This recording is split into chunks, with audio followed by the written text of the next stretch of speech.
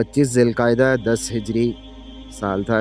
ہجرت کرنے کے 10 سال تک آپ صلی اللہ علیہ وسلم نے کوئی حج نہیں ادا کیا، لیکن جب ذو القعدہ کا مہینہ آیا اور 10 ہجری یعنی 10واں سال تھا ہجرت کے بعد، تو آپ صلی اللہ علیہ وسلم نے ارادہ کیا کہ اس سال حج کرنا ہے.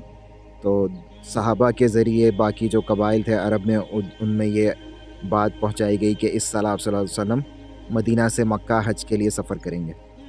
تو 25 ذی القعدہ کو آپ صلی اللہ علیہ وسلم مدینہ منورہ سے نکلے، اور یہ وادی عقیق کا علاقہ ہے. یہ جبل مقیمین اور اس کے پیچھے جبل طاد، جبل جمع طاد اس کو کہتے ہیں.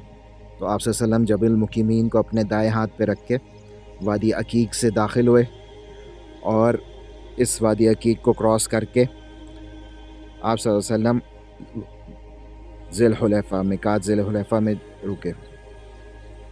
وادی ذی الحلیفہ اس وجہ سے کہتے ہیں کہ یہ جو پودے ہیں ان کو عربی میں حلفہ کہتے ہیں. یہ ایک لمبی سی ٹہنی ہوتی ہے اور پھر اس کے اوپر اس طرح کے یہ پتے سے یا کچھ فلاور ٹائپ کہتے ہیں. اس پودوں کی وجہ سے اس وادی کو وادی ذی الحلیفہ کہتے ہیں، اور یہ میقات ذی الحلیفہ کے نام سے مشہور ہے.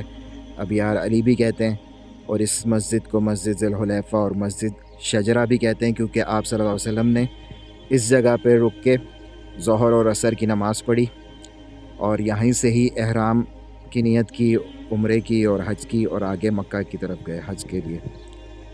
اور یہاں پہ ایک درخت تھا جس کے سائے میں آپ صلی اللہ علیہ وسلم نے نماز پڑھی تھی، جس وجہ سے اس کو مسجد شجرہ بھی کہتے ہیں، اور وہ غالباً درخت سدر درخت تھا. تو یہ پودوں کی وجہ سے اس وادی کا نام ہے وادی ذی الحلیفہ.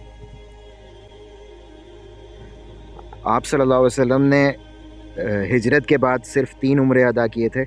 6 ہجری کو صلح حدیبیہ کے وقت، اور اس ٹائم مکہ داخل نہیں ہو پائے، تو اس وجہ سے آپ صلی اللہ علیہ وسلم نے قضاء عمرہ ادا کرنے کے لیے 7 ہجری کو سفر کیا مکہ کے لیے، عمرہ ادا کیا اور پھر واپس مدینہ آئے. اس طرح 8 ہجری فتح مکہ کے بعد غزوہ حنین، غزوہ طائف کے بعد واپسی پہ جرانہ کے مقام سے احرام پہنا اور مکہ داخل ہوئے تیسرا عمرہ کرنے کے لیے. اور یہ 3 عمرے آپ صلی اللہ علیہ وسلم نے ذی القعدہ کے مہینے میں ہی ادا کیے، اور صرف ایک حج کیا تھا جو 10 ذی الحج کے سال یعنی ہجرت کے 10 سال کے بعد آپ صلی اللہ علیہ وسلم نے حج ادا فرمایا تھا. اس طرح یعقوب بن زید اپنے والد سے روایت کرتے ہیں کہ آپ صلی اللہ علیہ وسلم نے 2 کپڑوں میں احرام پہنا تھا، ایک تہبند اور ایک اوپر اپنی چادر اوڑھی تھی.